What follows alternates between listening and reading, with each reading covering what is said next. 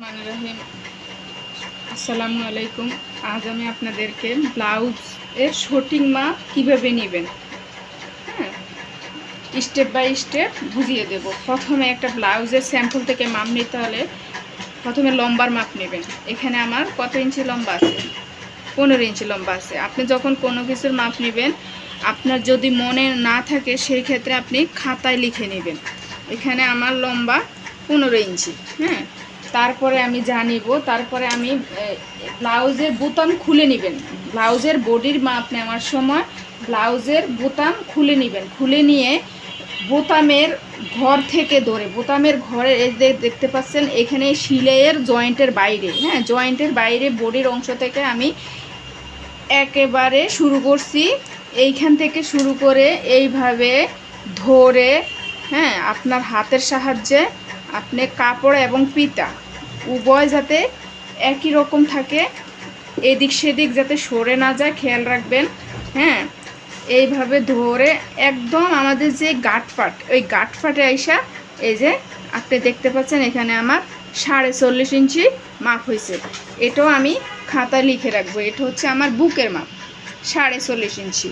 তারপরে যেটা নিব আমি, তারপরে নিব হলো আমি ব্লাউজের কোমরের মাপ। এখানে ব্লাউজের কোমর যদি 19-20 হয় তাহলে কিন্তু কাস্টমার কমপ্লেন নিয়ে আসে। এই জন্য আমার অ্যাকুরেট মাপ নিতে হবে। এই যে অ্যাকুরেট মাপ নিতে গেলে আমার যেভাবে ধরতে হবে, আপনারা দেখতেই পাচ্ছেন আমি কিভাবে অ্যাকুরেট মাপটা নিতেছি।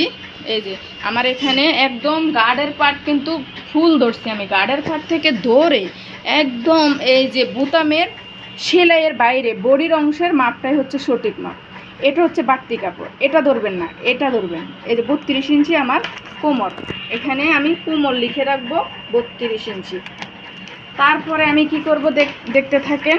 তারপরে যেটা করব, এই যে বোতামগুলো আমি কিন্তু বোতাম খুলে নিয়ে বডির মাপ নিছি। এখন আবার এই বোতাম লাগিয়ে আমি যা করব সেটা হচ্ছে গলার মাপ নেব, গলাটার মাপ নেব। এইখানে আপনারা দেখতেই পাচ্ছেন আমি বোতামগুলো লাগিয়ে নিয়েছি। এখন হচ্ছে আমি যে গলাটা ওনার আছে, এই গলাটা কত আছে এটার একটা মাপ নিব। প্রথমে আমি ফুটের মাপ নিব, তারপরে গলার মাপ নিব।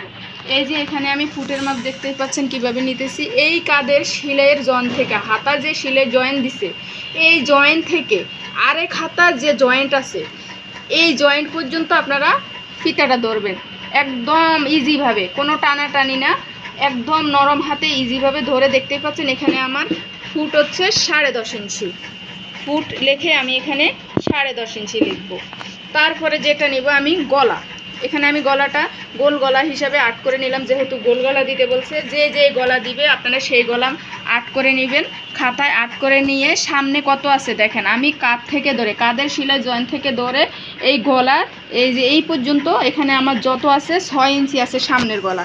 এখানে আমি সামনের গলা 6 ইঞ্চি লিখলাম। এবার পিছন গলা, পিছন গলা আপনারা এভাবে চাইলে আমার মতো আট করে নেবেন।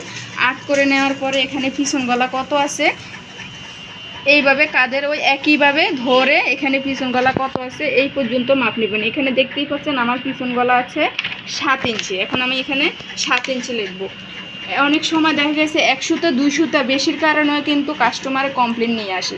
এই জন্য অ্যাকুরেট মাপের প্রয়োজন আছে। তারপরে যেটা নিব আমি হাতা, হাতাটা দেখতেই পাচ্ছেন আমার এখানে লম্বা 8 ইঞ্চি আসছে।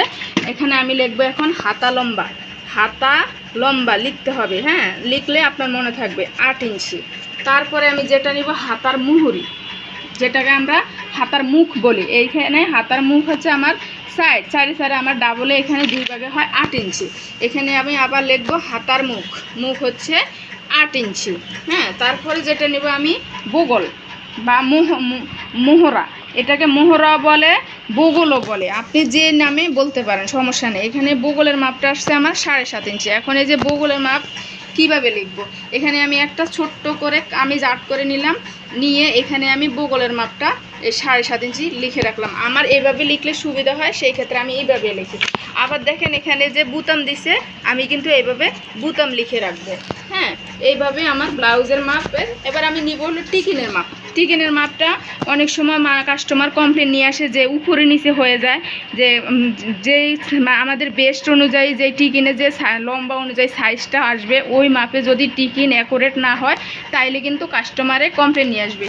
এই লাস্ট ফিনিশিংয়ে আমি আপনাদেরকে দেখাই দিব টিকিনের মাপটা কিভাবে নেবেন। আপনার কাঁধের জয়েন্ট থেকে ধরে একদম এখানে যে স্যাম্পলে টিকিনের জয়েন্ট আছে ওই জয়েন্ট পর্যন্ত দেখবেন কত ইঞ্চি নামছে। আমার এখানে দেখতেই পাচ্ছেন 8.5 ইঞ্চি নামছে। আমি এখানে একটা টিকিন দিয়ে 8.5 ইঞ্চি লিখে রাখবো। 8.5 ইঞ্চি লিখে রাখবো। এই 8.5 ইঞ্চি এটা হচ্ছে আমার টিকেন লম্বা। আপনি লিখলেও পারেন, না লিখলেও 8 করে নিতে পারেন। হ্যাঁ, টিকেন লম্বা 8.5 ইঞ্চি। এখান থেকে তারপরে আপনি কাটিংয়ের সময় আমি আপনাদেরকে বাকিটা দেখিয়ে দিব স্যাম্পলের মাপ কিভাবে নিতে হয়। যদি আপনাদের বুঝতে অসুবিধা হয় আমাকে কমেন্ট করবেন, আমি আপনাদেরকে বুঝিয়ে দিব। কেউ শিখতে চাইলে হ্যাঁ আমাকে এই ব্লাউজের মাপ সঠিক হলে আপনাদের কাটিং এবং সেলাই দুটোই ভালো হবে। আজ এই পর্যন্ত। আল্লাহ হাফেজ। সবাই ভালো থাকবেন, সুস্থ থাকবেন।